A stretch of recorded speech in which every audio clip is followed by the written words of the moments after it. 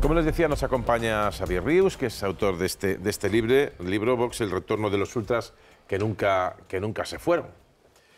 Xavier, muy buenas noches. Buenas noches. ¿A Vox le puede calificar, por lo tanto, de ultraderecha? Porque hay debate al respecto. Ellos mismos dicen que no son ultraderecha ni extrema derecha. Cuando se creó tal vez no lo era, cuando lo crea Vidal Quadras, también con Abascal, pero la evolución que ha hecho estos últimos años, sobre todo este último año y medio, ya lo es, porque ha abolido las primarias para elegir candidatos, ha abolido las primarias para hacer los presidentes provinciales, no hay estructura regional y así no tiene varones, y además el núcleo que se ha tomado el poder, bueno, que son 5 personas, pues la mitad, 3 de ellos vienen de la ultraderecha. Es decir, ahora ya no dirige Vox el Comité Ejecutivo Nacional. Hay el Comité de Acción Política, que lo preside Buxade, y está en Buxade, que era un exfalangista y que ha estado siempre en la ultraderecha. Ortega Smith, aunque ahora se ha apartado, era otro falangista. Una persona que no se le nombra, pero está, que es Quico Méndez Monasterio, que él había sido dirigente de la Alianza por la Unidad Nacional de Inestrías y de Alianza Nacional, y número 3 a las europeas de 2009, del 99, y luego están Espinosa de los Monteros y Abascal, pero 3 son de la ultraderecha pura y dura. ¿Y qué diferencia hay? ¿Hay diferencia o es algo más que nominal o lingüístico, diferencia entre la extrema derecha y la ultraderecha? ¿O es lo mismo? Hay quien dice, esto es muy semántico, que extrema derecha están dentro y la ultra ya serían los cabezas rapados que están fuera. Pero luego, cuando la prensa se refiere a un político, no dice el político extraderecho, dice el político ultra. La ultraderecha clásica gustaba, sin embargo, de unos signos que aquí no vemos, o sea, de correajes, uniformes, todo eso ya pasó a la historia. Pero a veces en la escuela. ¿Dónde? No recuerdo. Por ejemplo, cuando Vox hace la fiesta hace un año y medio en el mes de octubre, por ejemplo, sí. Pues cuando hacían contra la Agenda 2030, pues el que hacía de telonero de Abascal era un cantante que se llama Gebabe. Yo busco quién es Gebabe y su último tema era los días finales que cantaba: lucharemos hasta el final como en Berlín y si moriremos, moriremos con gloria. Y luego el cantante callaba y aparecía una voz en off que era de Pedro Varela, el ex dueño de la librería Europa, el neonazi. O sea, que están ahí debajo. Pero además en la ideología que ahora tiene Vox, sí, no hay correas ni cabezas rapados, pero de alguna manera con Jorge Buxade, que en un libro que publicó hace un año y pico, que se llama Soberanía, muestra que él reivindica todo lo de la falange que le sigue interesando.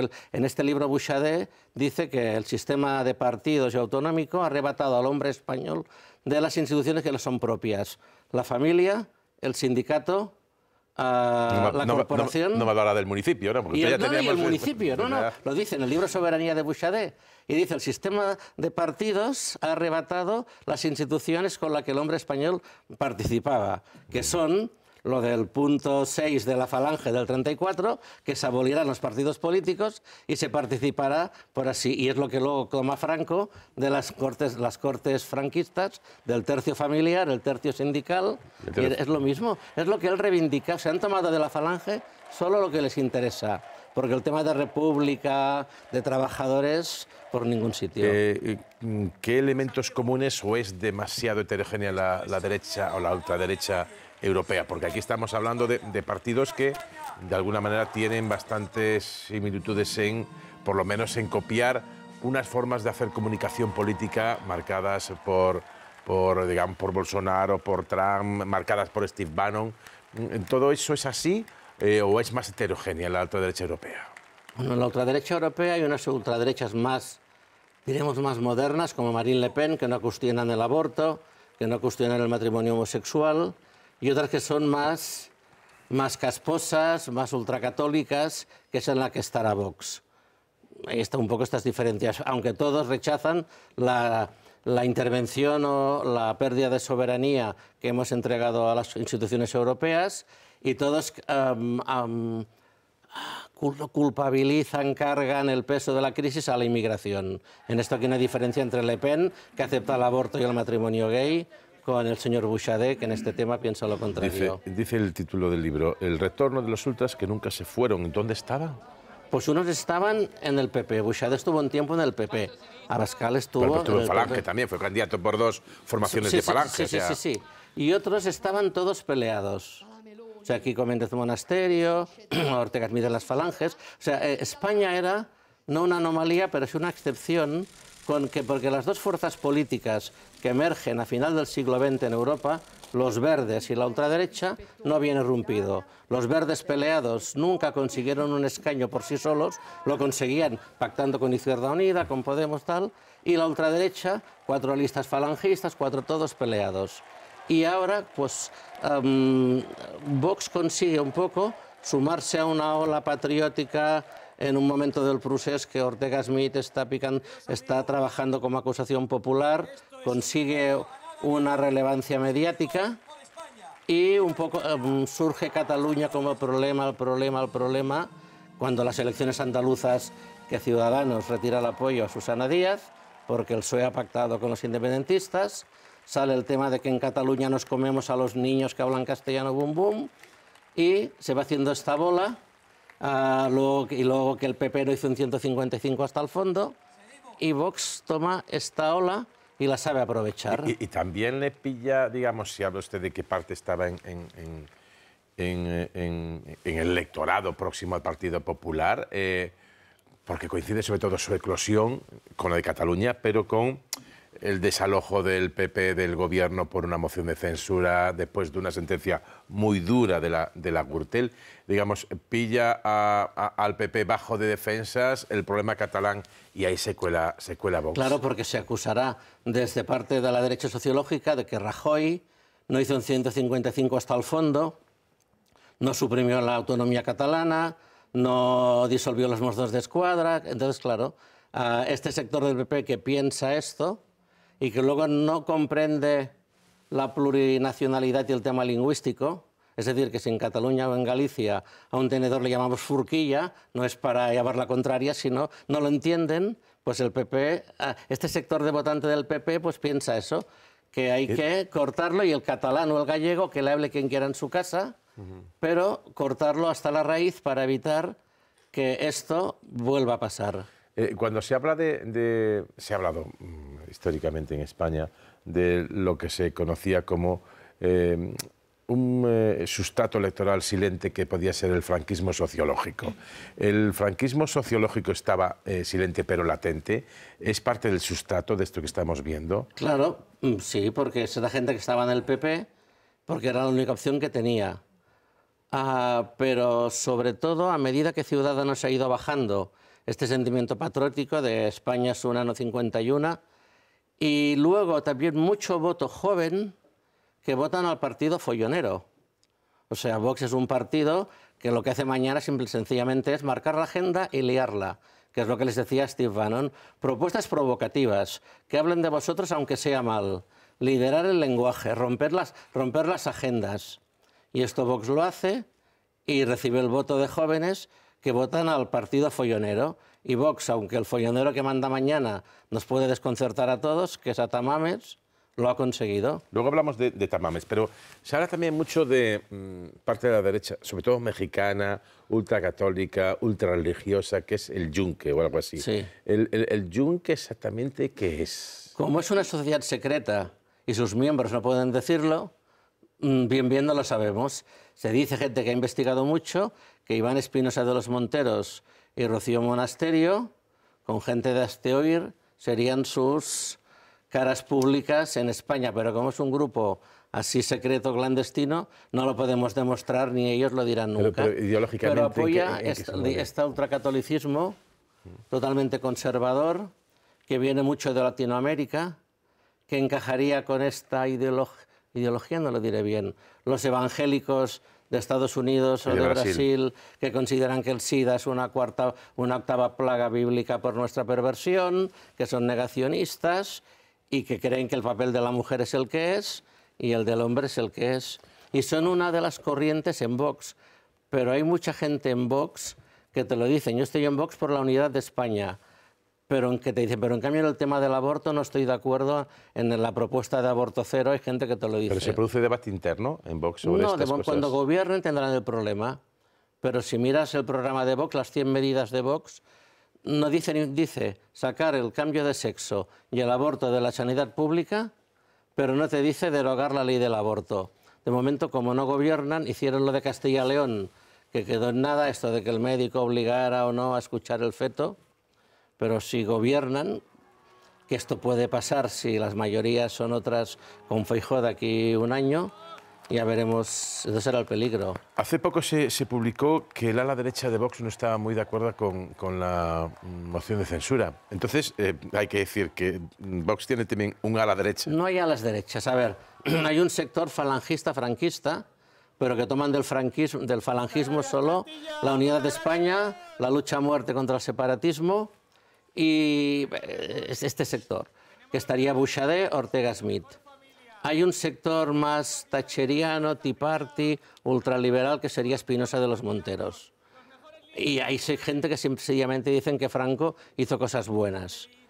Y la gente que inicialmente se promovió Vox porque Mariano Rajoy derogaba la ley del aborto o el matrimonio homosexual, también están ahí, pero no hay una a la derecha y una a la izquierda. Se hace lo que dice Abascal. Y las discusiones en los grupos de Vox de ahora no es lo de Tamames, lo que le preocupa a los militantes de Vox, ¿en qué sitio me pones en la lista? Porque como las listas las decide Madrid, no las decide ni la Ejecutiva Provincial, que también la nombra Madrid, ni la Ejecutiva Regional, que no existe, la gente lo que está preocupada es, oye, pero en las municipales me pones de 3 o de 1. Este es el tema que preocupa a los militantes de Vox. Ahora se habla de que vuelve, digamos, el PP a tener, la mayoría de las encuestas lo dan, músculo electoral. Sin embargo, tampoco se ve, digamos, un descenso muy notable o acusado de Vox en las encuestas. ¿Son o no vasos comunicantes? ¿Y cuál sería, en su opinión, el mapa electoral en este sentido? Y aquí hay el vaso comunicante de Ciudadanos. Sí, pero Ciudadanos ya le quedan 10 diputados. Claro, me refiero, pero 9. Estos votantes están yendo, es muy variable todo, ¿no? Todo también puede pasar que pasará por el otro lado. Con Podemos, con Yolanda Díaz, si van peleados, ¿qué pasará? El hecho sustancial será que ahora Vox, con 52 diputados, es irrelevante en el Congreso, más allá que pueda recurrir una ley por sí sola al Constitucional o montar el carnaval de mañana y pasado mañana, pero a lo mejor si se queda solo con 39, si a Feijóo le faltan para una hipotética mayoría absoluta 12 diputados, con el PNV, Coalición Canaria, Soria ya los tiene. Pero si a Feijóo le faltaran 35 o 40, pues 40 diputados de Vox serían relevantes y Vox ya lo dice, que no va a regalar investiduras. Acaba de referirse con la palabra carnaval a lo de mañana. ¿Cree que es un carnaval o es una moción de censura que nos pueda sorprender el perfil del candidato para una moción que presenta Vox? Usted dice que bueno, Vox la verdad es que ha crecido de 0 a 52 en 2 elecciones generales y todo lo que programa lo programa bien, o por lo menos hasta ahora le han funcionado desde el primer gran macro meeting en Vistalegre hasta ahora. Todo lo han hecho de una forma que ha permitido escalar posiciones en el mapa político español. ¿No cree que la moción de censura de alguna manera también la preparan con ese sentido? ¿Qué opinión tiene de la moción de censura? Bueno, se dio un tortazo en Andalucía, que no gobernaron, que era su objetivo. Esto es difícil de ver. ¿Qué pasará? La moción de censura. ¿Qué conseguirá? ¿Quién va a salir ganando? Pedro Sánchez seguro que sale ganando. Si luego, más que Tamames, tal vez Abascal se dedica a agitar las polémicas, las contradicciones del espacio de Podemos con temas de ley trans, el sí es sí, puede salir dañado también Podemos y este espacio. El PP está en medio y ya veremos el PP qué papel hará mañana. Pero lo que sí tenemos es que tendrán unas horas de telediario Abascal para poder decir que España se hunde, que el PP es la derechita cobarde y que Pedro Sánchez tiene las manos manchadas pactando, y lo irá repitiendo, que será el monotema. Pero desde ese punto de vista está bien planteada estratégicamente la moción de censura. A ver, salir una mariscada entre Sánchez Dragó y Abascal y Quico Méndez Monasterio, yo no sé al final si les saldrá bien o no. Pero dirigen la agenda, que es lo importante. Tú marca la agenda, rompe la agenda de los demás y que los demás hablen Pues de lo que tú quieras. En ese sentido han acertado. Sí, sí, sí. El asunto de las próximas convocatorias electorales, decía usted, en Andalucía le salió mal, pero en Castilla y León, bueno, tienen un vicepresidente. Sí, sí, sí. Ese escenario para Feijóo, que llega justo después de las elecciones en Castilla y León, prácticamente a las 2 o 3 días. ¿En qué tesitura pone al PP? ¿Puede resistir el órdago el que hizo Vox y que anunció en Andalucía y en Castilla y León? Lo que pasa que es que en Andalucía no le dieron los votos de, aunque falte un diputado, vamos a entrar en ese gobierno. ¿El PP cómo se plantea, digamos, su relación con Vox o cómo puede plantearse su relación con Vox? No, primero, hay las municipales y autonómicas. De ahora, el 28 de en mayo. Las municipales y en el Pleno de Constitución a los 3 sábados ningún candidato a alcalde tiene la mayoría absoluta, el secretario nombra al que tiene más voto de papeletas y espabilate para hacer presupuestos, ¿no? Y esto se resolverá. Pero en las autonómicas sí que se puede alargar eso de si pacto, si no pacto, si me das, si no me das. Y ya veremos qué pactos se fraguan con el PP, entre el PP y Vox en las autonómicas para ver qué pasará.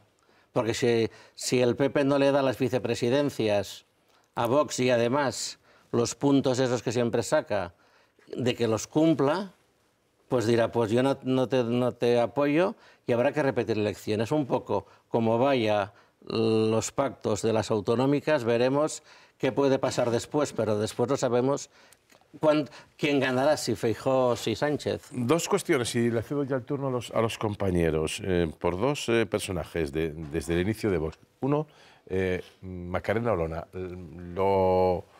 ¿Cómo lo interpretas lo que ha pasado?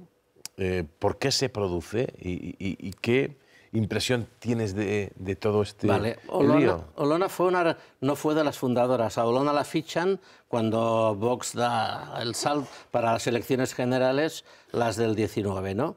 Ella es una abogada del Estado, muy bien preparada, tiene una gran capacidad dialéctica, que no tiene Ignacio Garriga, con el que Dios nos bendiga, ni si no damos el paso al frente y tal. Y no tiene a Abascal, que si digo tal me llamas facha, si digo tal me llamas machista, que son sus mantras. Una abogada del Estado que puede poner en jaque a los ministros y en el Congreso de los Diputados lo hace bien, pero no es ni de la Ejecutiva, ni vicesecretaria de nada, ni del Comité de Acción Política. Y le dan la patada para Andalucía. En Andalucía ella no consigue ser vicepresidenta, pero como no hay el Comité Ejecutivo Regional de Andalucía, porque no existe, se queda que se dará una diputada más que tendrá que votar lo que le digan desde Madrid, se encuentra perdida. Y entonces ella, por eso parece que se va. ¿Y Ortega Smith? Porque ese sí que es de los fundadores, Ortega Smith, originales. Y su grupo de la COE 13. O sea, cuando Abascal y Vidal Quadras, vicepresidente del Parlamento Europeo, se plantean en octubre, septiembre, noviembre de 2013 crear Vox para presentarse a las europeas del 14, para que el Ministerio del Interior no lo detecte y lo frene, 3 compañeros de la COE 13 legalizan Vox y cuando ya está legalizado, cuando ya está casi... Entonces Abascal dice que deja al PP y Vidal Quadras no lo hace hasta última hora. Entonces, Ortega Smith, estas 3 personas, junto con otro miembro de la COE, Tomás Fernández Ríos, diputado por Huelva, aunque no es de Huelva, o sea, lo pusieron, que era el vicesecretario de organización, son quienes llevan el manu militare, que era disolver las ejecutivas provinciales, nombrar un gestor decidido por Madrid y poner de candidato a alguien, como la misma Macarena Olona, que no era de la provincia. Son los que hacen lo que les dice Abascal. Entonces, ahora, como la gente está muchos militantes muy quemados y concejales, lo apartan, ponen a Ignacio Garriga, pero yo no creo que liquiden a todo este grupo de la COE 13, que varios son diputados, porque son los que, la mano de hierro que dirigía Vox, pero por orden de Abascal. Pero pues vamos ya con las preguntas del resto de miembros de la mesa. Empiezo por ti, Maite. ¿Qué tal? Buenas noches. Buenas noches. A mí me interesa mucho la sociología del electorado de Vox. Usted ha hecho un análisis de cuáles son los componentes ideológicos, pues ha hablado de franquismo, de falangismo, incluso de folloneros, pero claro, Vox tiene 3.656.000 votos en España y a mí me cuesta pensar que toda esa gente que vota a Vox, y no sabemos lo que ocurrirá en las próximas elecciones, forman parte de ese conglomerado social que es franquista, que es falangista, que es ultra. Entiendo que pasa como en Francia, ¿no? Donde el 30% de los votantes, de los obreros, votan a Marine Le Pen. Creo que hay un análisis un poco más complejo de ese electorado. ¿Está usted de acuerdo? Sí, sí, efectivamente. No son ultras todos los votantes. Porque de alguna manera el tema decían, o sea, el discurso de Vox es, Mariano Rajoy no hizo lo que tenía que hacer con Cataluña y nosotros lo haremos. Y este sector que piensa esto, que España ha hecho un año 51, que el hablar gallego catalán no es una manera de llevar la contraria. Hay gente que piensa esto, y Vox ha defendido esto, que de alguna manera esta idea inicialmente quien más la agitó fue Inés Arrimadas con la discriminación, ¿no? Que en España se discrimina, que el secretario del Ayuntamiento de Móstoles no puede ir a tu pueblo o al mío, y le discriminamos porque no sabe catalán, para fastidiarle. Y esto lo decía mucho Arrimadas. Claro, esta idea que en las autonomías, que hay otra lengua se discrimina, y Vox dice, dejémonos de hostias, supresión de la autonomía catalana, supresión del Estado autonómico. Claro, y esta gente dice, pues mira, me parece bien. Bueno, pero yo creo que habrá otros componentes, ¿no?, que buscan en esas siglas otro tipo de respuestas a sus demandas, ¿no?, que a lo mejor no son bien respondidas por los partidos tradicionales. Bueno, o sea, no todo el mundo que vota a Vox, entiendo, que quiere eliminar las autonomías, ni quiere que no se hable catalán en Cataluña o gallego en Galicia. Creo que es mucho más complejo ese electorado. Bueno, también como Marine Le Pen, coger el tema de los cazadores, el tema de los agricultores que están disconformes con estos, el tema de los transportistas, coger hay más temas, el tema de los padres separados que se sienten discriminados negativamente a la hora del divorcio, de la tutela compartida. Tomó muchos de estos temas. Y luego también el sector ultracatólico, que creen que habría que derogar la ley del aborto, que hay mucha gente que piensa esto. Carlos. Sí. ¿Cómo se imagina Vox en el gobierno? Con este estudio que ha hecho usted, ¿cómo cree qué tipo de cosas cree que pedirían? ¿Qué tipo de cosas le interesan más? ¿Y qué tipo de gobierno y de gestión se imagina de Vox con ministros? Claro, ellos piden el tema este de las políticas de género, de los colectivos LGTBI, de la ley trans, estos temas derogarlos, y el tema dicen, o sea, que debe haber un solo Tribunal Supremo, no un Tribunal Superior de Justicia, que en cada autonomía decida una cosa, y que la lengua castellana, o sea, que no se puede obligar a nadie a aprender catalán ni gallego, con lo cual derogarían el Estado de las autonomías. Porque para poder ir a Galicia o a Cataluña como lengua cooficial a entregar un documento, si el secretario municipal te dice que no entiende, y Vox quiere esto, un poco proponer esto, o sea, recortar el Estado autonómico por el tema lingüístico, cambiar leyes de avances sociales o en el tema LGTBI, y luego, en inmigración, hacer cosas como ha hecho Marine Le Pen, que es poner dificultad a las pateras, aunque en el tema de inmigración con Vox es muy paradójico. Un secretario general hispano-guineano que diga algo que nunca había dicho Josep Anglada en Cataluña, de que los progres hemos convertido los barrios en estercoleros multiculturales, lo diga un hispano-guineano, esto da un tratado de psicología, y por aquí también Vox quiere meter el tema de inmigración. Hola. ¿Qué tal? Buenas noches. Yo le quiero preguntar, Vox es un partido, y lo sabemos, muy hermético, muy disciplinado, pero incluso en Vox hay sensibilidades distintas. Usted además hablaba de la corriente más de Buxadé, que entiendo que hay también Meta Ortega Smith, sí, sí. Y otra, por ejemplo, que representaría Iván Espinosa de los Monteros.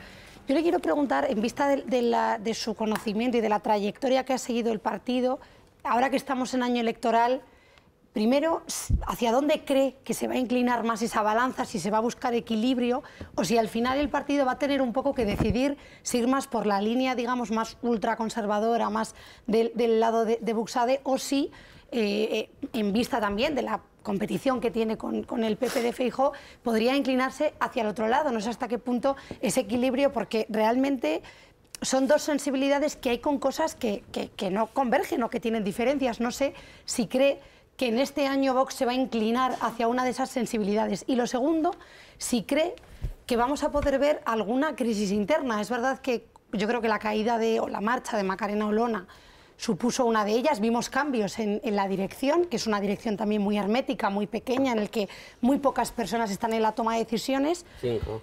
Pero puede ser que haya alguna crisis interna, porque también sabemos que hay dirigentes en ese núcleo duro que han mostrado discrepancias. ¿Usted cree que puede haber una crisis interna? A ver, ha habido una crisis estos años porque dicen que más de 200 y pico concejales o han dimitido o se han llevado al acta. Hay 6 o 7 partidos, excepciones de Vox, pero no se van a comer, excepto en algún pueblo, no van a hacer nada.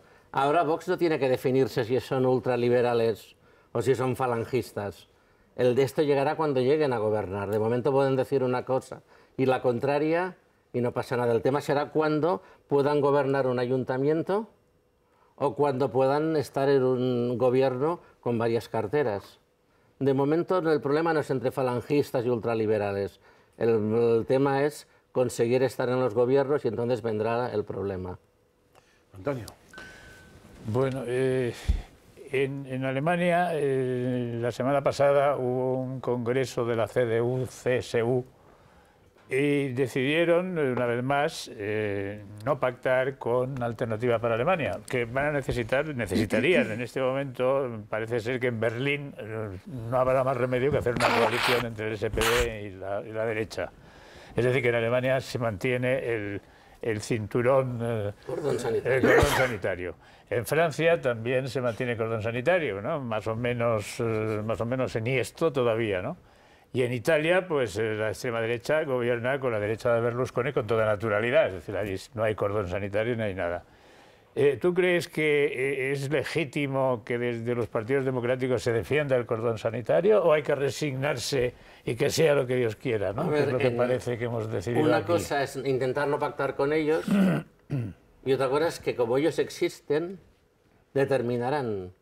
Es decir, ahora en España no son relevantes, pero yo lo vi en pueblos de Cataluña, que Plataforma por Cataluña, el partido xenófobo de Josep Anglada, tenía 3 concejales, y si en un ayuntamiento de 21 tenía 3, si votaban a favor ganaba el partido de gobierno, si votaban en contra ganaba la oposición. O sea, que su voto siempre hará que ganen unos o otros. Sí. Otra cosa es si aquí vamos, como estos países que decías, de cordón sanitario, o vamos como en Austria o como en Italia, que se pactan con ellos porque en el fondo no son tan malos, pero vemos, no lo digo yo, se dice, entonces, vemos ahora con Giorgia Meloni que mientras en tema de Ucrania pues está totalmente alineada con Bruselas y con la OTAN, y en el tema económico parece que sigue haciendo lo que dice Mario Draghi, en el tema de las pateras, va a ponerlo más difícil, frenar los rescates, hay más muertes, porque este tema de rechazar la inmigración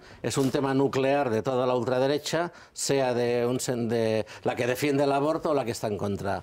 Y por ahí ya veremos, ¿no? Bueno. Yo en España no sé, ya veremos si Feijóo hará cordón sanitario o no, yo creo que no, porque no lo ha hecho. Tampoco. Bueno, eso vamos a ver qué pasa después en diciembre, dentro de unos meses con las elecciones. De momento autonómicas y municipales. Pues Xavier Ríos, muchísimas gracias por estar aquí en La Noche en 24 horas. Muy buena nit. Buena noite. Bueno, pues hasta aquí el tiempo para la entrevista y como han visto con Xavier Ríos, autor de este libro, El retorno de los ultras que nunca se fueron. Enseguida comenzamos ya a analizar la actualidad de este lunes 20 de marzo, apenas a 10 horas de que comience la moción de censura.